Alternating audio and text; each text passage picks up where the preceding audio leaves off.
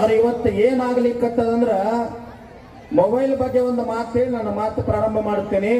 Mobile ಮಕ್ಕಳಿಗೆ ಬಳಕೆ ಆಗಲಿ ಅಂತಂದ್ರ ಈ ಪವಿತ್ರ ಮಣ್ಣಿನೊಳಗ ಜಗತ್ತಿನೊಳಗ ಅಧ್ಯಾತ್ಮದ ತವರು ಮಣಿ ಅಂತ ಕರೆದಿರ್ತಕ್ಕಂಥ ಜಗತ್ತಿನ ಶ್ರೇಷ್ಠ ರಾಷ್ಟ್ರ ಅಂದ್ರೆ ಅದು ಭಾರತ.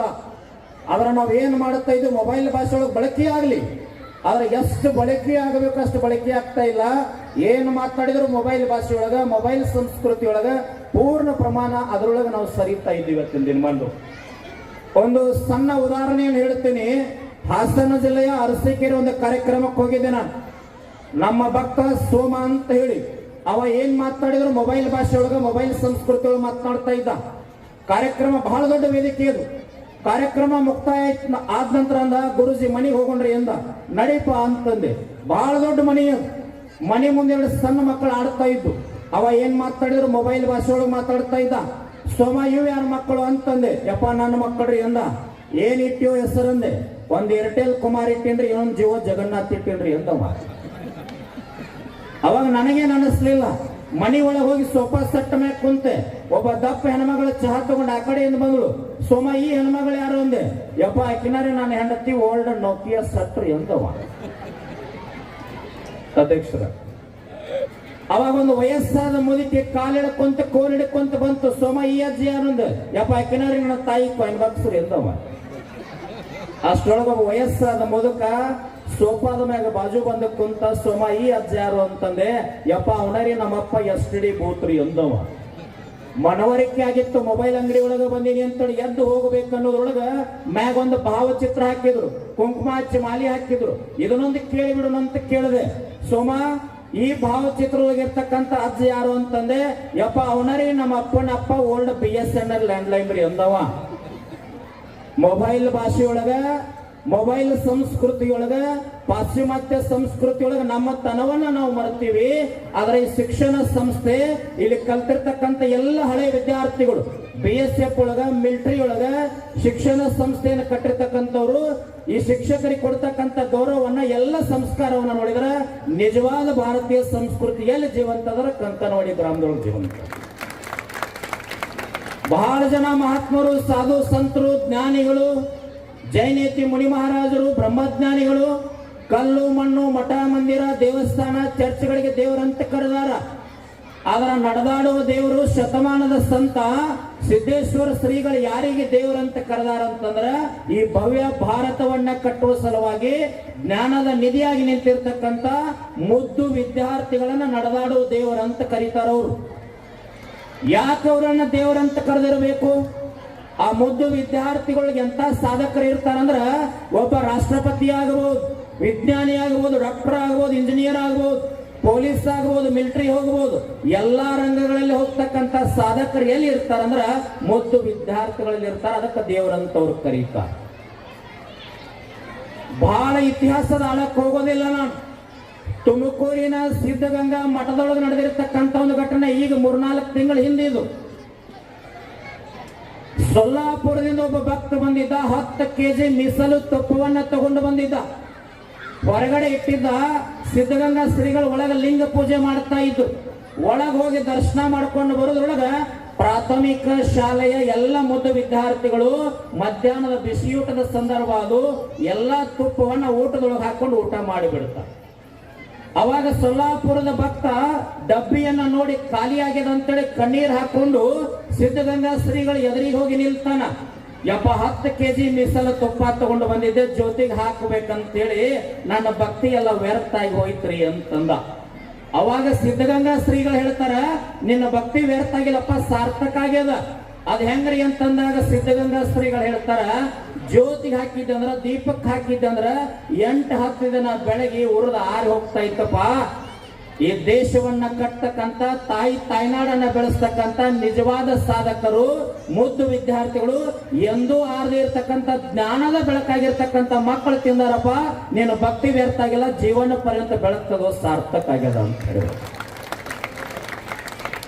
ವಿದ್ಯಾರ್ಥಿಗಳಿಂದ ಈ ಭವ್ಯ ಭಾರತವನ್ನ ಕಟ್ಲಿಕ್ಕೆ ಸಾಧ್ಯದ, ಇಲ್ಲಾಂದ್ರೆ ಎಂದೂ ಕೂಡ ಸಾಧ್ಯ ಇಲ್ಲ. ನಾವೆಲ್ಲ ಇವತ್ತು ಏನ್ ಮಾಡಕತ್ತೀವಿ? ಸ್ವಾಮಿ ವಿವೇಕಾನಂದ್ರ ಹಂಗದಾರ, ಡಾಕ್ಟರ್ BR ಅಂಬೇಡ್ಕರ್ ಹಿಂಗಾಗ್ಯಾರ, ಸಂಗೊಳ್ಳಿ ರಾಯಣ್ಣ ಹಿಂಗಿದ್ದ, ಚೆನ್ನಮ್ಮ ಹಿಂಗಿದ್ದಳು, ಬಸವಣ್ಣ ಹಿಂಗಿದ್ದ, ಸರ್ ಎಂ ವಿಶ್ವೇಶ್ವರಯ್ಯನವರು ಹಿಂಗಿದ್ರು, APJ ಅಬ್ದುಲ್ ಕಲಾಂ ಹಿಂಗಿದ್ರು, ಇತಿಹಾಸವನ್ನ ಹೇಳ್ತಾ ಇದ್ದೇವೆ. ಯಾಕೆ ಸಂಗೊಳ್ಳಿ ರಾಯಣ್ಣ ನಮ್ಮ ಮಕ್ಕಳು ಇವತ್ತ ಸಂಗೊಳ್ಳಿ ರಾಯಣ್ಣ ತಯಾರಾಗ್ತಾ ಇಲ್ಲ? ಸಂಗೊಳ್ಳಿ ರಾಯಣ್ಣ ತನಗಾಗಿ ತನ್ನ ಊರಿಗಾಗಿ ಬದುಕಲಿಲ್ಲ, ಈ ಸಮಾಜಕ್ಕಾಗಿ ಭಾರತವನ್ನ ಚೆನ್ನಮ್ಮನ ಸಂಸ್ಥಾನ ಉಳಿಸುವ ಸಲುವಾಗಿ ಬದುಕಿದ್ದ ಅಂತೇಳಿ ಇವತ್ತು ರಾಯಣ್ಣನನ್ನ ಮನೆ ಒಳಗೆ ಪೂಜೆ ಮಾಡ್ತಾ ಇದ್ವಿ ನಾವೆಲ್ಲ. ಸಂಗೊಳ್ಳಿ ರಾಯಣ್ಣ ಯಾಕೆ ನಂದಗಡದೊಳಗೆ ಗಲ್ಲಿಗೆ ಹಾಕ್ರಿ ಅಂತ ಹೇಳ್ದ? ರಾಯಣ್ಣ ನಂದಗಡದ ಭೂಮಿಯೊಳಗ ಪಾದವನ್ನಿಟ್ಟಾಗ ಒಬ್ಬ ಹೆಣ್ಮಗಳು, ಮುತ್ತೈದ ಹೆಣ್ಮಗಳು ತುಂಬಿದ ಕೊಡ ತಗೊಂಡು ಎದುರಿಗೆ ಬರ್ತಾಳ. ರಾಯಣ್ಣನನ್ನ ನೋಡಿದ ತಕ್ಷಣ ಕೊರಳಗಿರ್ತಕ್ಕಂಥ ಮಾಂಗಲ್ಯ ಸರವನ್ನ ಹರಿದು ರಾಯಣ್ಣನ ಕೈಯೊಳಗಿಡ್ತಾಳ. ಅವಾಗ ರಾಯಣ್ಣ ಕಣ್ಣೀರ್ ಹಾಕಿ ಕೇಳ್ತಾನ, ತಾಯಿ ಮಾಂಗಲ್ಯ ಸರ ಕೊಡಬೇಡ, ನಿನ್ನ ಸುಮಂಗಲಿ ಹೋಗ್ತದ ಅಂತಂದಾಗ ರಾಯಣ್ಣ ಕಣ್ಣೀರ್ ಹಾಕೊಂತ ಹೇಳಿದಾಗ ತಾಯಿ ಹೇಳ್ತಾಳ, ರಾಯಣ್ಣ ಮಾಂಗಲ್ಯ ಕೊಟ್ರೆ ನನ್ನ ಸುಮಂಗಲಿ ಹೋಗೋದಿಲ್ಲ, ಮನೆಗೆ ಹೋಗಿ ನನ್ನ ಗಂಡನ ಕಡೆ ಅರಿಶಿನ ಬೇರೆ ಕಟ್ಕೊಂತೀನಿ, ಆದ್ರೆ ನಿನ್ನ ಕೈಯೊಳಗ ಬಂಗಾರದ ಮಾಂಗಲ್ಯ ಕೊಟ್ರ ಕಿತ್ತೂರು ನಾಡು ಸ್ವತಂತ್ರ ಆಗಿ ಕಿತ್ತೂರು ನಾಡಿನ ಹೆಣ್ಮಕ್ಳೆಲ್ಲ ಸುಮಂಗಲಿ ಆಗ್ತಾರ, ರಾಯಣ್ಣ ತಗೋ ಈ ಮಾಂಗಲ್ಯ ಅಂತ ಹೇಳಿ. ಅದಕ್ಕೆ ರಾಯಣ್ಣನ ಮನೆಯೊಳಗ ಪೂಜೆ ಮಾಡಕತ್ತೀವಿ ನಾವು ಇವತ್ತಿನ ದಿನಮಾನದೊಳಗ. ಸಂಸ್ಕಾರ ಅಂದ್ರ ಹಂಗ ಬರಬೇಕು. ಒಬ್ಬ ತಾಯಿ ಮನಸ್ಸು ಮಾಡಿದ್ರ ಇವತ್ತಿನ ಸೈನಿಕರು ಕುಂತಾರ. ಇದೇ ನಮ್ಮ ಬಿಜಾಪುರ ಜಿಲ್ಲೆ ದೇವರ ಹಿಪ್ಪರಿಗೊಳಗೆ ನಡೆದ ಘಟನಾ ಇದು. 1999 ಕಾರ್ಗಿಲ್ ಯುದ್ಧ ನಡೆದಿತ್ತು. ನಡೆದಂತ ಸಂದರ್ಭದೊಳಗ ಮಗ ಪಂಜಾಬಿನ ಬಟಾಲಿ ಒಳಗ ಮಿಲಿಟರಿ ಒಳಗಿದ್ದ.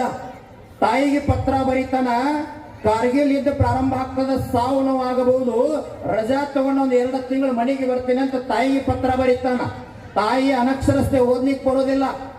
ಇಂಥ ಶಿಕ್ಷಕರ ಹತ್ರ ಬಂದು ಓದಿಸ್ತಾಳ. ಮಗ ಏನ್ ಬರ್ತಿದ್ದಂದ್ರ, ತಾಯಿ ರಜಾ ತಗೊಂಡು ಬರ್ತೀನಿ ಅಂತ ಬರ್ದಾಗ ತಾಯಿ ಹೇಳ್ತಾಳೆ ಶಿಕ್ಷಕರಿಗೆ, ನಾನು ಹೇಳೋದನ್ನ ನನ್ನ ಮಗನಿಗೆ ಬರೆದು ಕಳಿಸ್ರಿ ಸರ್ ಅಂತ ಹೇಳಿದ್ರು. ತಾಯಿ ಏನು ಬರ್ದಿಲ್ಲ ಅಂದ್ರ, ವೈರಿ ರಾಷ್ಟ್ರದ ಒಬ್ಬ ಸೈನಿಕ ಭಾರತದ ಭೂಮಿಯ ಮೇಲೆ ಪಾದವನ್ನು ಇಡೋದಾದ್ರ ಮೊದಲನೇ ಹೆಜ್ಜೆ ನಿನ್ನ ಶರೀರದ ಮ್ಯಾಗಿರ್ಬೇಕು, 2ನೇ ಹೆಜ್ಜೆ ಭಾರತದ ಭೂಮಿ ಮ್ಯಾಗಿರ್ಬೇಕು ಅಂತ ಬರೀತಾಳ ತಾಯಿ. ಅವಾಗ ಅದನ್ನು ಓದ್ತಾ ಕಣ್ಣೀರ್ ಹಾಕುವಂತ ಕುಂತಿದ್ದ. ಪಂಜಾಬಿನ 80 ಜನ ಸೈನಿಕರು ಕನ್ನಡ ಬರೋದಿಲ್ಲ. ಆ ಸಾರಾಂಶವನ್ನ ಕೇಳ್ತಾರ ಆತನಿಂದ, ಅವರು ಕಣ್ಣೀರ್ ಹಾಕೊಂತ ಹೇಳ್ತಾರ, ಆ ತಾಯಿ ನಿನಗಷ್ಟೇ ತಾಯಿ ಅಲ್ಪ, ನಮ್ಮೆಲ್ಲರಿಗೂ ಮಾದರಿ ತಾಯಿ ಅದಳ, ನಾವು ಹೇಳೋದನ್ನ ಹಿಂದಿ ಒಳಗೆ ಹೇಳೋದನ್ನ ಕನ್ನಡದೊಳಗೆ ಬರೆದು ನಿಮ್ ತಾಯಿ ಕಳಿಸು ಅಂತ. ಅವ್ರು ಏನು ಬರೀತಾರೆ 80 ಜನ ಪಂಜಾಬಿನ ಸೈನಿಕರಂದ್ರ, ತಾಯಿ ವೈರಿ ರಾಷ್ಟ್ರದ ಒಬ್ಬ ಸೈನಿಕ ಭಾರತದ ಭೂಮಿಯ ಮೇಲೆ ಪಾದವನ್ನು ಇಡೋದಾದ್ರ ಈ 80 ಜನ ಸಾಯೋವರೆಗೂ ನಿಮ್ಮ ಮಗ ಜೀವಂತವಾಗಿರ್ತಾನ್ರಿ, ಅದಕ್ಕೆ ನಾವು ಸಾಕ್ಷಿ ಅಂತ ಹೇಳ್ತಾರೆ. ಒಬ್ಬ ತಾಯಿ ಮನಸ್ಸು ಮಾಡಿದ್ದಕ್ಕಾಗಿ 80 ಜನ ಪಂಜಾಬಿನ ಸೈನಿಕರು ಬದಲಾಗ್ತಾರಂತಂದಾಗ ನಮ್ಮ ತಂದೆ ತಾಯಿಯಂದರ ಮನಸ್ಸು ಮಾಡಿದ್ರೆ ಯಾಕೆ ಸಂಗೊಳ್ಳಿ ರಾಯಣ್ಣ ನಮ್ಮೊಳಗೆ ತಯಾರಾಗಕ್ಕಿಲ್ಲ?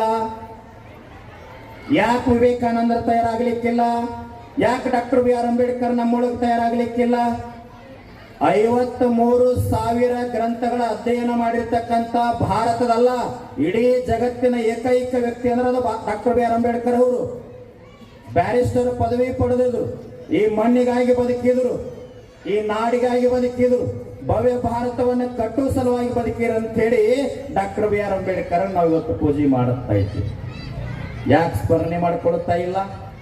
ಇಲ್ಲಿ ಮಾತನಾಡುವಾಗ ನಮ್ಮ ಬೆಳ್ಳನವರು ಸರ್ ಹೇಳಿದ್ರು, ಸಂಸ್ಕಾರ ಕೊರತೆ ಆಗ್ಲಿಕ್ಕತ್ತದ ಅಂತ ಹೇಳಿ.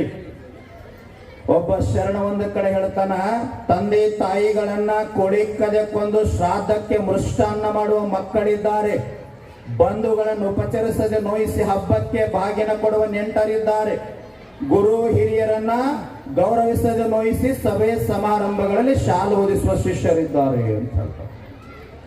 ಬಹಳ ದೂರಿನ ಇತಿಹಾಸ ಬೇಡ, ಇಲ್ಲೇ ಸಮೀಪದೊಳಗೆ ನಾಗರ ಮುನ್ನೋಳಿ ತಾವೆಲ್ಲ ಹೆಸರು ಕೇಳಿರಿ.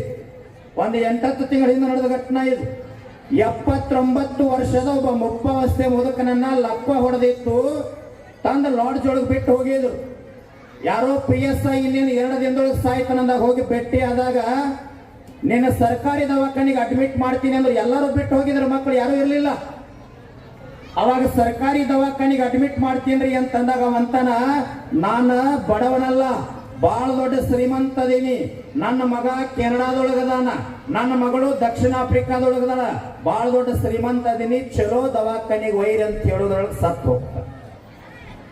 ಅವಾಗ PSI ಡೈರಿ ತೆಗೆದ ಮಕ್ಕಳಿಗೆ ಫೋನ್ ಹಚ್ತಾನ, ಆಸ್ತಿ ಮಾರಿ ಹಣ ಕೊಟ್ಟು ಬೆವರು ಸುರಿಸಿ ಮಕ್ಕಳಿಗೆ ಶಿಕ್ಷಣ ಕೊಟ್ಟಿರ್ತಕ್ಕಂಥ ಮಕ್ಕಳು ಹೊರದೇಶದೊಳಗಿದ್ರ PSI ಫೋನ್ ಮಾಡಿದಾಗ ಮಕ್ಕಳು ಹೇಳ್ತಾರ, ನಿಮ್ಮ ತಂದೆ ಸತ್ತು ಹೋಗ್ಯಾನಂದಾಗ ಬರ್ತೀನಲ್ಲಿಲ್ಲ, ಹೆಂಗಾದ್ರೂ ಸತ್ತು ಹೋಗ್ಯಾನ, ಮಣ್ಣು ಮಾಡ್ರಿ ಸುಡ್ರಿ, ಇಲ್ಲಾಂದ್ರೆ ನದಿ ದಡ ಕೆಸದ ಬಿಡ್ರಿ, ಹದ್ದಕ್ಕಾಗಿ ಹರ್ಕೊಂಡು ತಿನ್ಲಿ. ನಿಮ್ಮೆಲ್ಲರಿಗೂ ನಾನು ವಿನಂತಿ ಮಾಡಿಕೊಳ್ಳುತ್ತೇನೆ, ನೀವು ಜಮೀನು ಮಾರಾದ್ರೂ ಶಿಕ್ಷಣ ಕಲಿಸ್ರಿ, ಶಿಕ್ಷಣ ಕೊಡ್ಬೇಕು. ಆದ್ರ ಈ ಶಿಕ್ಷಣ ಸಂಸ್ಥೆಗಳು ಹೆಂಗ ಸಂಸ್ಕಾರದ ಅಲ್ಲ, ನಿಮ್ಮ ಮಕ್ಕಳಿಗೆ ಸಂಸ್ಕಾರ ಕೊಡಿ. ನೀವು ಬಹಳ ಜನರ ತಲೆಯಾಗದ ಎಲ್ಲರಿಗೂ ನೌಕರಿ ಸಿಗಂಗಿಲ್ಲ, ನೌಕರಿ ಮಾಡ್ಲಿ, ನಮ್ಮ ಮಕ್ಕಳು ಸಾಧಕರಾಗ್ಲಿ, 100ಕ್ಕೆ 100 ಅಂಕ ತಗೊಳ್ಳಿ, ಎಲ್ಲಾ ರಂಗದೊಳಗೆ ಶಾಲೆಯೊಳಗೆ ಕಲ್ತಿರ್ತಕ್ಕಂಥ ಮಕ್ಕಳು ನಾಡಿನೊಳಗೆ ಇತಿಹಾಸವನ್ನು ಮಾಡ್ಲಿ.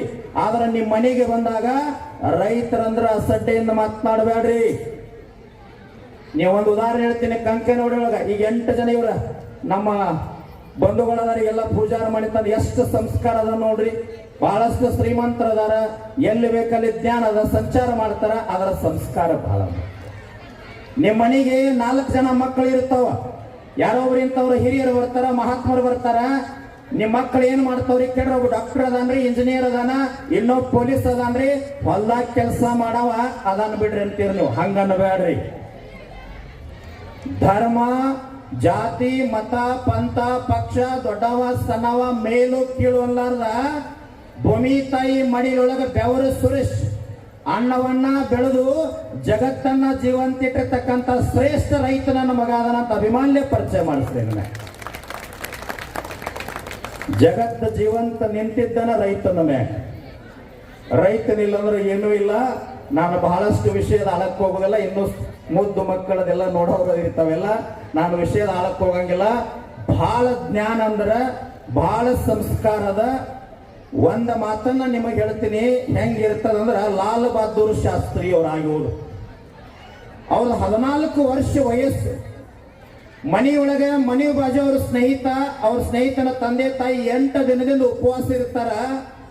ಲಾಲ್ ಬಹದ್ದೂರ್ ಶಾಸ್ತ್ರಿ ಅವ್ರ ಮನೆಗೆ ಕರ್ಕೊಂಡು ಬರ್ತಾರ, ಊಟ ಮಾಡಿಸ್ತೇನೆ ಅಂತೇಳಿ. ಅವ ಸ್ನೇಹಿತ ಅಂತಾನ, ನನಗೊಬ್ಬ ಊಟ ಮಾಡಿಸಿದ್ರೆ ಏನಾಯ್ತಪ್ಪ, ನನ್ನ ತಂದೆ ತಾಯಿ ಅಕ್ಕ ತಂಗಿ ಅಣ್ಣ ತಮ್ಮ ಉಪವಾಸ ಅದಾರ, ಅವ್ರ ವ್ಯವಸ್ಥೆ ಹಂಗಂದಾಗ ಅದಕ್ಕೊಂದು ಏನಾದ್ರೂ ವ್ಯವಸ್ಥೆಗಳನ್ನು ಬಾ ಅಂತ ಕರ್ಕೊಂಡು ಬರ್ತಾರ. ಊಟ ಮಾಡಿಸಿದ ನಂತರ ಲಾಲ್ ಬಹದ್ದೂರ್ ಶಾಸ್ತ್ರಿ ಅವ್ರು ಏನ್ ಮಾಡ್ತಾರಂದ್ರೆ, ತಾಯಿ ಇಟ್ಟಿರ್ತಕ್ಕಂಥ ಕಪಾಟಿನೊಳಗ 2 ಬಂಗಾರದ ಬಳಿ ಒಳಗೆ 1 ಬಂಗಾರದ ಬಳಿ ತೆಗೆದು ಸ್ನೇಹಿತನ ಕೈಯೊಳಗೆ ಕೊಡ್ತಾರ. ಕೊಟ್ಟ ಹೇಳ್ತಾರ, ನನ್ನ ತಾಯಿ ಅಡಿಗೆ ಕೋಣೆಯಿಂದ ಹೊರಗೆ ಬರೋದ್ರೊಳಗ ಈ ಬಳಿ ತಗೊಂಡು ಹೋಗಿಬಿಡ ಅಂತ ಹೇಳ್ತಾರ. ಅವ ಹೋಗೋದ್ರೊಳಗ ತಾಯಿ ಅಡಿಗೆ ಕೋಣೆಯಿಂದ ಬಂದು ಆ ದೃಶ್ಯವನ್ನು ನೋಡಿಬಿಡ್ತಾಳ ತಾಯಿ. ಸ್ನೇಹಿತ ಹೋಗ್ತಾನ, ಲಾಲ್ ಬಹದ್ದೂರ್ ಶಾಸ್ತ್ರಿ ಅವ್ರ ತಾಯಿ ಹೊರಗೆ ಬಂದು ಲಾಲ್ ಬಹದ್ದೂರ್ ಶಾಸ್ತ್ರಿ ಅವ್ರಿಗೆ ಏನ್ ಮಾಡ್ತಾರಂದ್ರೆ, ಏನೋ ಮಾತನಾಡಿಲ್ಲ, 2 ಕೆನ್ನೆಗೆ ಜೋರಾಗಿ ಹೊಡಿತಾರ. ಲಾಲ್ ಬಹದ್ದೂರ್ ಶಾಸ್ತ್ರಿ ಅವ್ರಿಗೆ ವಿಚಾರ ಬರ್ತದ, ನಾನು ಬಂಗಾರದ ಬಳಿ ಕೊಟ್ಟಿನಲ್ಲ, ಅದಕ್ಕಾಗಿ ನನ್ನ ತಾಯಿ ಹೊಡೆದಳಂತ ಕಾಲಿಗೆ ಹನಿ ಹಚ್ಚಿ ಕ್ಷಮಾ ಕೇಳಬೇಕು ಅನ್ನೋದ್ರೊಳಗ ತಾಯಿ ಕೈ ಹಿಡ್ದು ಹೇಳ್ತಾರ, ನಾ ಯಾಕೆ ನಿನಗೆ ಹೊಡೆದೀನಿ ಅಂದ್ರ, ನಿನ್ನ ಸ್ನೇಹಿತನ ಮನೆಯೊಳಗ ತಂದೆ ತಾಯಿ ಅಕ್ಕ ತಂಗಿ ಅಣ್ಣ ತಮ್ಮ ಉಪವಾಸ ಅದಾರ ಅಂದಾಗ ತಾಯಿ ಕಡೆ ಲಕ್ಷ್ಯ ಕೊಟ್ಟಿಲ್ಲ, ನೀ ಬಂಗಾರದ ಬಳಿ ಕೊಟ್ಟದ ಕೊಡದಿಲ್ಲ, 2 ಬಳಿ ಯಾಕೆ ಕೊಟ್ಟಿಲ್ಲ, 1 ಯಾಕೆ ಕೊಟ್ಟಿ, ಅದಕ್ಕೆ ಕೊಡದೀನಿ ಅಂತ ಹೇಳ್ತಾಳೆ ತಾಯಿ. ಇಂಥ ಸಂಸ್ಕಾರವನ್ನ ಕೊಡ್ರಿ. ಒಂದು ಪಕ್ಷಾತೀತವಾಗಿ ಒಂದು ಮಾತು ಹೇಳ್ತೀನಿ ತಮಗೆಲ್ಲ, ಶಿಕ್ಷಕರಾದಿಯಾಗಿ ಎಲ್ಲರಿಗೂ ವಿನಂತಿ ಮಾಡಿಕೊಳ್ತೀನಿ, ಆಯುಷ್ಯ ಬಹಳ ಕಡಿಮೆ, ಯಾವಾಗ ಎದ್ದು ಹೋಗ್ತದ ಗೊತ್ತಿಲ್ಲ. ಎಲ್ಲರಿಗೂ ಹೇಳ್ತೀನಿ, ಯಾರ್ಯಾರಿಗೆ ಆಯುಷ್ಯದ, ನೀವು ರಾಜಕಾರಣದೊಳಗೆ ಮಾಡ್ತಿರೋ, ಶಿಕ್ಷಣದೊಳಗೆ ಮಾಡ್ತಿರೋ, ಸಾಮಾಜಿಕ ರಂಗದೊಳಗೆ ಮಾಡ್ತಿರೋ, ಸಾಧ್ಯವಾದಷ್ಟು ನಾಳೆ ಅನ್ನಬೇಡ್ರಿ, ಸಾಧನೆಯನ್ನ ಮಾಡ್ರಿ. ಯಾವಾಗ ಆವಿಷ್ಯ ಎದ್ದು ಹೋಗ್ತದ ಗೊತ್ತಿಲ್ಲ. ಸಣ್ಣ ಉದಾಹರಣೆ ಹೇಳ್ತೀನಿ, ಪಕ್ಷಾತೀತ ಧರ್ಮಾತೀತವಾಗಿ ನಮ್ಮವರೇ, ನಮ್ಮ ಜಿಲ್ಲೆಯವರೇ, ಸುರೇಶ್ ಅಂಗಡಿ ಅಂತೇಳಿ ರೈಲ್ವೆ ಮಂತ್ರಿ ಇದ್ರು. ಆಳ ಕಾಡಿತ್ತು, PA ಹೆಂಡತಿ ಮಕ್ಕಳಿದ್ರು, ಕೋಟಿಗಟ್ಟಲೆ ಹಣ ಇತ್ತು, ವಿಮಾನದೊಳಗೆ ಅಡ್ಡಾಡ್ತಿದ್ರು. ಕೋವಿಡ್ ಅನ್ನೋ ರೋಗ ಬಂದಾಗ ದೆಹಲಿ ಒಳಗೆ ಸಾಯ್ತಾರ. ದೆಹಲಿಯಿಂದ ಹೆಣ ಕರ್ನಾಟಕಕ್ಕೆ ಬರಲಿಲ್ಲ. ನೀವೆಲ್ಲ ಟಿವಿಯಾಗಿ ನೋಡಿರ್ಬೇಕೆಲ್ಲರೂ. ಹೆಣವನ್ನ ಮಣ್ಣು ಮಾಡುವಾಗ ಕಾಲು ಸುತ್ತಡಿ ಕಟ್ಟಿರ್ತಾರಲ್ಲ, ಅದರಿಂದ ಬಿಚ್ಚಗೊಳ್ತದ. ಬಿಚ್ಚಿದಾಗ ಹೆಣವನ್ನ ಹೆಂಡತಿ ಮಕ್ಕಳು ಮುಟ್ಲಿಲ್ಲ, PA ಮುಟ್ಲಿಲ್ಲ, ಹಣ ಮುಟ್ಲಿಲ್ಲ, ಆಸ್ತಿ ಮುಟ್ಲಿಲ್ಲ, ಉತ್ತಾರ ಮುಟ್ಲಿಲ್ಲ. ಏನು ಮುಟ್ಟಿತ್ತು? ನರ್ಸ್ಗಳ ಕಟಗಿಲೆ ತಿವುದಾರ ಇಲ್ರಿ. ನಿಮಗೂ ತಾಯಂದ್ರಿಗೆ ಹೇಳ್ತೀನಿ, ಭಾಳ ದೂರಿಂದ ಹೇಳಕತ್ತಿಲ್ಲ, ಇಲ್ಲೇ ಸಮೀಪ ಹೇಳಕತ್ತೀನಿ. ವಿದ್ಯಾರ್ಥಿಗಳಿಗೆ ಹೇಳೋದು ಬೇರೆ ಅದಮ್ಮ. ಅದು ಇಲ್ಲಿ ಮೊನ್ನೆ ಯಾವ್ದ್ರಿ ಗೌಡ್ರ ದೂರ ಕನ್ನಡಲ್ಲ, ಹುಲಿಕಾಂತೇಶ್ವರ ದೇವಸ್ಥಾನ, ಹಾ ಇಲ್ಲಿ ಅದ ನೋಡಿ ಸರಿ. ಈಗಿನ ಕಲಿಯುಗ ಮೊನ್ನೆ ಹುಲಿಕಾಂತೇಶ್ವರ ದೇವಸ್ಥಾನದೊಳಗೆ ಬರೀ ಒಂದು 15 ದಿನದ ಹಿಂದೆ ತಾಯಿ ದೇವ್ರ ಹುಂಡಿ ಬಡದಾರ. ಲಕ್ಷಗಟ್ಲೆ ಹಣ ಬಂದದ. ಹಿರಿಯರು ನಿಮ್ಗೆಲ್ಲ ಗೊತ್ತದ, ಪೂಜಾರಿ ಹಿರಿಯರಿಗೆ ಲಕ್ಷಗಟ್ಲೆ ಹಣ ಆಗ್ಯದ. ಎಲ್ಲ ಎನಿಸ್ಯಾರ. ಒಂದು ಚೀಟಿ ಬಂದದ ಸರ್, ಯಾರೋ ನಮ್ಮ ತಾಯಿನ ಬರ್ದಾಳ. ಅದನ್ನ ಏನು ಬರ್ದಾಳ ಅಂದ್ರ, ಮುಂದಿನ ದೇವ್ರ ಜಾತ್ರೆ ಬರೋದ್ರಾಗ ಹುಲಿಕಾಂತೇಶ್ವರ ಏನ್ ಆಶೀರ್ವಾದ ಮಾಡಂದ್ರ, ನಮ್ಮ ಅತ್ತಿ ಬಾಳ ಕಾಡಕತ್ತಳ, ಅತ್ತಿ ಸಾಯುವಂಗ ಆಶೀರ್ವಾದ ಮಾಡು ಬರ್ದಾರಿಲ್ರಿ. ನಾ ಏನು ಹೊಸ ಹೇಳಕತ್ತಿಲ್ಲ, ಮತ್ತೆ ಇಲ್ಲ ಸಮೀಪದಾಗಿ ಹೇಳ್ತೇನೆ, ದೂರಿಂದ ಬೇಡ. ಆವಿಷ್ ಎಷ್ಟದ ರೀ, ಎಷ್ಟದ ಆವಿಷ್? ಅದಕ್ಕೆ ಕಾಲಜ್ಞಾನ ಬರ್ದಾರ ಸರ್. ಇನ್ನೊಂದು 2 ನಿಮಿಷ ಮಾತಾಡಿ ನಡೀತದ ರೀ. ಬಬಲಾದಿ ಸದಾಶಿವ ಮುತ್ತೆ ಒಂದು ಕಾಲಜ್ಞಾನ ಬರ್ದಾನ. ಹಂಗ ಜಗತ್ತು ನಡೀಲಿಕ್ಕತ್ತದ. ಬಿದ್ದಿವು ಅಂತಿರೋ ಮಕ್ಕಳಿರ, ಭೂಮಿ ಎದ್ದೆದ್ದು ಬಡದಿತ್ತು ಮಕ್ಕಳಿರ, ಹದ್ದುಕ್ಕಾಗಿ ಹರ್ಕೊಂಡು ತಿನ್ನುವ ದಿನಮಾನಗಳು ಬರ್ತಾವ ಬಲು ಎತ್ತರ, ರೊಕ್ಕದ ಗಡಿಗೆ ಹೊತ್ತು ಇವಾಗ ಬಿಕ್ಕಿ ಬಿಕ್ಕಿ ಹತ್ತಿರೋ ಮಕ್ಕಳಿರ ಅಂತ ಹೇಳ್ತದ. ಉಳುವಿ ಚೆನ್ನ ಬಸವಣ್ಣ ಹೇಳ್ತಾನೆ ಕಾಲಜ್ಞಾನ. ಉಳುವಿಯ ಚೆನ್ನನು ಕಲಿಯುಗದೊಳಗೆ ಹುಟ್ಟಿ ಬರುವಾಗ ಜೊಳ್ಳು ಜೊಟ್ಟೆಲ್ಲ ಹಾರಿ ಹೋಗಿ ಗಟ್ಟಿ ಕಾಳು ಅಷ್ಟ ಉಳಿತಾವಂತ ಹೇಳ್ಯಾರ. ಮತ್ತ ಮುಗುಳು ಕೊಡದ ಎಲ್ಲಾ ಲಿಂಗ ಆಶೀರ್ವಾದದಿಂದ ಕೋವಿಡ್ದೊಳಗೆ ನಿಮಗ ನಮಗ ಏನೂ ಆಗ್ಲಾರ್ದ ನಾವು ಜೀವಂತ ಇದೀವಿ ಅಂದ್ರ ನಾವೆಲ್ಲ ಗಟ್ಟಿ ಕಾಳಾದೀವಿ. ಆದ್ರೆ ಏನು ಬೇಡಕ್ಬೇಕು ನಾವೆಲ್ಲ? ಬಾಜು ಹೊಲ್ದ ಒಂದ್ 4,000 ಟನ್ ಕಬ್ಬ ಆತರ ಲಿಂಬೆ ಏನ್ ಹೋಗಿಬೇಕ? ಮನೆ ಬಾಜುದ ಪೊಲೀಸ್ ಅದ, ಮಿಲಿಟರಿ ಅದ, ಡಾಕ್ಟರ್ ಅದ, IAS ಅದ, KS ಅದ. ಯಾರೇ ಬೆಳೆದ್ರಂದ್ರ ಅವ್ನ ಮನೆ ಮುಂದೆ ಪ್ರಸಾದ್ ಚೀಟಿ ಲಿಂಬೆ ಏನ್ ಹೋಗಿಬೇಕ? ಏನಿಲ್ಲ. ವಿಷಯ ಯಾವಾಗ ಹೋಗ್ತದ ಗೊತ್ತಿಲ್ಲ. ಈಗ ಅವ್ರು ಸಂಗೀತಗಾರರು ಬಂದಾರ, ಇಲ್ಲಿ ಶಿಕ್ಷಕರದಾರ, ಇಲ್ಲಿ ಮಾಧ್ಯಮದವ್ರು ಅದಾರ, ಅಲ್ಲಿ ಪಾಪ ಅವ್ರು ಸೌಂಡ್ ಬಾಕ್ಸ್ನವ್ರ. ಭಗವಂತ ಎಲ್ಲಾರಿಗೆ ಒಂದೊಂದು ಪಾತ್ರ ಕೊಟ್ಟಾನ, ಸರಿಯಾಗಿ ಬಳಕೆ ಮಾಡಬೇಕು. ಶಿಕ್ಷಕರಿಗೆ ವಿನಂತಿ ಮಾಡ್ಕೊಳ್ತೀವಿ, ನೀವು ಶಿಕ್ಷಣ ಕೊಡ್ರಿ, ಅದ್ರ ಜೊತೆ ಒಂದು ಕೊಡ್ರಿ. ಏನ್ ಸರ್ ಅಂತಂದ್ರ, ಈ ಶಾಲೆಯೊಳಗೆ ಕಲ್ತಿರ್ತಕ್ಕಂತ ಎಲ್ಲಾ ಮಕ್ಕಳು ಒಬ್ಬ ಪೊಲೀಸ್ ಅಧಿಕಾರಿ ಹಿಡ್ಕೊಂಡು IAS ತನಕ ಬೆಳೀಲಿ. ಆದ್ರ ಎಂದೂ ಕೂಡ ಕಂಕನವಾಡಿ ಮಣ್ಣಿನೊಳಗ ಶಿಕ್ಷಣ ಕಲ್ತಿರ್ತಕ್ಕಂಥ ಎಲ್ಲಾ ವಿದ್ಯಾರ್ಥಿಗಳು ಎಂದೂ ಕೂಡ ಅಧರ್ಮದಿಂದ, ಅನ್ಯಾಯದಿಂದ, ಭ್ರಷ್ಟತೆಯಿಂದ ₹1 ಮುಟ್ಟಂಗಿಲ್ಲ ಅಂತೇಳಿ ಪ್ರಮಾಣ ಮಾಡಿ ಹೋಗ್ರಿ. ಅವಾಗ ಭಾರತ ಕಟ್ಲಿಕ್ಕೆ ಸಾಧ್ಯ ಇಲ್ಲ. ನಾವು ಸಂಸ್ಕಾರದಿಂದ, ಸತ್ಯದಿಂದ, ಶುದ್ಧತೆಯಿಂದ ನಡೆದ್ರ ಇಲ್ಲೇ ಅಂಬೇಡ್ಕರ್ ಅದರ, ಇಲ್ಲೇ ರಾಯಣ್ಣ ಅದರ, ಇಲ್ಲೇ ವಿವೇಕಾನಂದರ. ಕೊನೆಯ ಒಂದು ಮಾತನ್ನು ಹೇಳಿ ನಾನು ಮಾತು ಮುಗಿಸ್ತೀನಿ. ಕನಕದಾಸರು ಈ ಭಾಗದಾಗ ಬಹಳ ನೆನೆಸ್ತಾರ. ಜ್ಞಾನಿಗಳನ್ನ, ಸಂತರನ್ನ, ಶರಣರು ಎಂದೂ ಕಾಡಬಾರ್ದು. ಕನಕದಾಸರು ಮಠದೊಳಗಿಂದ 4 ಗಂಟೆಗೆ ತಂಬಿಗೆ ತಗೊಂಡು ಬಹಿರ್ದೇಶಕ್ಕೆ ಹೋಗ್ತಿದ್ರು. ದಿನ ಒಬ್ಬ ಕಾಡ್ತಿದ್ದ. ಎಲ್ಲಿ ಹೊಂಟೇರಿ ಕನಕದಾಸರ ಅಂತಿದ್ದ. ತಂಬಿಗೆ ತಗೊಂಡು ಹೋಗುದು ಗೊತ್ತದ, ಆದ್ರೂ ಕಾಡ್ತಿದ್ದ. 15 ದಿನ ಕಾಡಿದ. 16ನೇ ದಿವಸಕ್ಕೆ ಬೆಳಗ್ಗೆ ಬಂದ 4 ಗಂಟೆಗೆ. ತಂಬಿಗೆ ತಗೊಂಡು ಹೋಗುವಾಗ ಎಲ್ಲಿ ಹೊಂಟೇರಿ ಕನಕದಾಸರ ಅಂದಾಗ ಸಿಟ್ಟು ಬಂತವ್ರಿ. ಏನು ಹೇಳಿಲ್ಲ ಅವ್ರು. ಎಲ್ಲಿ ಹೊಂಟಿರಿ ಅಂತ ಬಾಳ ಒತ್ತಾಯ ಮಾಡೋಣ ಹೇಳಿದ್ರು. ಎಲ್ಲಿಲ್ಲಪ್ಪ, ಯಾರೋ ಹೆಂಡತಿನ ಯಾವನ ಹೊತ್ಕೊಂಡು ಹೋಗ್ಯಾನ, ಅವನು ಹುಡ್ಕೊಂಡ ಮತ್ತೊಬ್ಬ ಹೋಗ್ಯಾನ, ಅವ್ರ ಅಪ್ಪ ಹುಡ್ಕೊಂಡು ನಾ ಹೊಂಟೀನಿ ಅಂದ್ರು. ಅರ್ಥನ ಆಗ್ಲಿಲ್ಲ ಅವ್ನು. 15 ದಿನ ಮಠದ ಕಡೆ ಬರಲೇ ಇಲ್ಲ. 16ನೇ ದಿವಸಕ್ಕೆ ಮತ್ತೆ 4 ಗಂಟೆಗೆ ಬಂದ. ಕನಕದಾಸರಿಗೆ ಸಾಷ್ಟಾಂಗ ಹಾಕಿದ. ಯಪ್ಪ ಮಣ್ಣು ಏನೋ ಹೇಳಿರಲ್ಲ, ಬಿಡಿಸಿ ಹೇಳ್ರಿ ಅಂದ. ಅಲ್ಲೋ ನೀ ಏನು ಕೇಳಿ ಅದನ್ನ ಹೇಳಿ ಅಂದ್ರು. ಬಿಡಿಸಿ ಹೇಳ್ರಿ, ಅರ್ಥ ಆಗಿಲ್ಲ ಅಂದ. ಯಾರೋ ಹೆಂಡತಿನ ಯಾರೋ ಹೊತ್ಕೊಂಡು ಹೋಗ್ಯಾರಂದ್ರ ಶ್ರೀರಾಮಚಂದ್ರ ಪ್ರಭುವಿನ ಹೆಂಡತಿ ಸೀತಾಮಾತೆಯನ್ನು ರಾವಣ ಹೊತ್ಕೊಂಡು ಹೋಗ್ಯಾನ. ಅವನು ಹುಡ್ಕೊಂಡು ಮತ್ತೊಬ್ಬ ಹೋಗ್ಯಾನ. ರಾವಣನ ಕೊಂದು ಸೀತಾಮಾತೆಯನ್ನು ತರ್ಲಿಕ್ಕೆ ಹನುಮಪ್ಪ ಹೋಗ್ಯಾನ. ಅವ್ರ ಅಪ್ಪ ಹುಡ್ಕೊಂಡು ನಾವು ಹೊಂಟಿದ್ರೆ ಹನುಮಪ್ಪ ಅವ್ರ ಅಪ್ಪ ವಾಯುದೇವ ನೋಡ್ಕೊಂಡು ಹೊಂಟಿದ್ರೆ ವಾಕಿಂಗ್ ಹೊಂಟೀನಿ ಅಂತ ಹೇಳಿದ್ರು. ಕೊಂಡ ಕುಂಟಿ ಮಾತ್ರ ಅಧ್ಯಕ್ಷರೇ. ಕನಕದಾಸರನ್ನ ಕೆನಕೆ ತಿನ್ನಕಬಾರದು ಅಂತ ಹೇಳ್ತಾರ. ತಮಗೆಲ್ಲ ವಿನಂತಿಯನ್ನು ಮಾಡಿಕೊಡುತ್ತೀನಿ. ಆವಿಷ್ಯ ಬಹಳ ಕಡಿಮೆ ಅದ.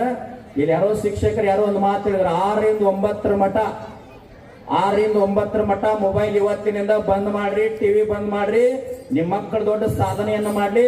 ಮತ್ ಮನೆಗೆ ಬಂದಾಗ ಬಸ್ನ್ಯಾಗ ಹತ್ತುವಾಗ ನಿಮ್ಮ ಮಕ್ಕಳು ಹಿಂಗ ಟಾಟಾ ಮಾಡ್ತಿರ್ತಾರಲ್ಲ, ಮಮ್ಮಿ ಮಮ್ಮಿ ಅಂತೇಳಿ, ತಾಯಂದ್ರೆ ಸ್ವಲ್ಪ ಲಕ್ಷ ಕೊಡ್ರಿ, ಮಮ್ಮಿ ಅಂತ ಕರ್ಸ್ಕೋಬೇಡ್ರಿ. ಇನ್ನು ಮ್ಯಾಗ ಮಮ್ಮಿ ಅಂದ್ರೆ ಏನದ ಗೊತ್ತದ ತಾಯಿ? ಅದು ಈಜಿಪ್ಟ್ ಅಂತ ಒಂದು ದೇಶ ಅದ. ಸತ್ತ ಹೆಣಗಳನ್ನ ಮುಂದಿನ ತಲೆಮಾರಿನವ್ರು ನೋಡ್ಲಿ ಅಂತೇಳಿ ಸತ್ತ ಹೆಣಗಳನ್ನ ಗೋಡೆ ಕಟ್ಟಡ ಕಟ್ಟಿ ಅದರೊಳಗೆ ಎಲ್ಲ ರಾಸಾಯನಿಕ ಆಗಿ ಹೆಣ ಇಡ್ತಾರಲ್ಲ, ಆ ಹೆಣಕ್ಕೆ ಮಮ್ಮಿ ಅಂತ ಸರ್. ಐತಲ್ರಿ ಇತಿಹಾಸ. ಮತ್ ನಾಳೆಯಿಂದ ಯಾರ ಮಮ್ಮಿ ಅಂತ ಕರ್ಸ್ಕೊಂತೀರಿ ನೋಡ್ರಿ. ಅವ್ವ ಅಪ್ಪ ಅಮ್ಮ ಅನ್ನೋದು ಏನದ ರೀ? ಏನು ಸಂಸ್ಕಾರ ಅದ? ಹಿರಿಯ ತಲೆಮಾರು ಇವತ್ತಿ ಅಧ್ಯಕ್ಷರು ಮನೆತನದೊಳಗ 40 ಜನ ಅದ, ಕೂಡು ಕುಟುಂಬದ. ಇದೊಂದು ಸಂಸ್ಕಾರ ನಾವು ಬೆಳೆಸಬೇಕು ಸರ್ ಶಿಕ್ಷಣದ ಜೊತೆಗೆ. ಅದಕ್ಕೆ ಸ್ವಾಮಿ ವಿವೇಕಾನಂದ ಹೇಳ್ಯಾರ, we have changed our religion but not our culture ಅಂತ. ಸಂಸ್ಕೃತಿ ಬೇಕು. ಲಕ್ಷದ ಮೇಲೆ 96,000 ಶರಣರು ಒಂದೇ ಕಡೆ ಒಂದೇ ಭಾವದಿಂದ ಇರ್ತಕ್ಕಂಥ ಈ ಮಣ್ಣಿನೊಳಗೆ ಹುಟ್ಟಿದಂಥವ್ರು ನಾವು ನೀವಿದ್ವಿ. ಅದಕ್ಕಾಗಿ ನಿಮ್ಮ ಮಕ್ಕಳಿಗೆ ಒಳ್ಳೆಯ ಸಂಸ್ಕಾರ ಕೊಡ್ರಿ. ಈ ಶಿಕ್ಷಣ ಸಂಸ್ಥೆ ಇನ್ನೂ ಉತ್ತರೋತ್ತರವಾಗಿ ಬೆಳೆದು ಈ ಶಾಲೆಯೊಳಗೆ ಕಲ್ತಿರ್ತಕ್ಕಂಥ ಎಲ್ಲ ಮಕ್ಕಳು ಸಂಸ್ಕಾರ ಭರಿತರಾಗಿ ಈ ರಾಜ್ಯದ ಎಲ್ಲಾ ಇಲಾಖೆಗಳಿಗೆ ನಿಮ್ಮ ಮಕ್ಕಳು ಸಾಧನೆಯನ್ನು ಮಾಡಿ ನೌಕರಿ ಹಿಡಿಯೋಂಗ ಆಗಲಿ ಅಂತೇಳಿ ಶುಭವನ್ನು ಹಾರೈಸಿ ನನ್ನೆರಡು ಮಾತುಗಳನ್ನು ತಮ್ಮೆಲ್ಲರ ಪದಕರ್ತ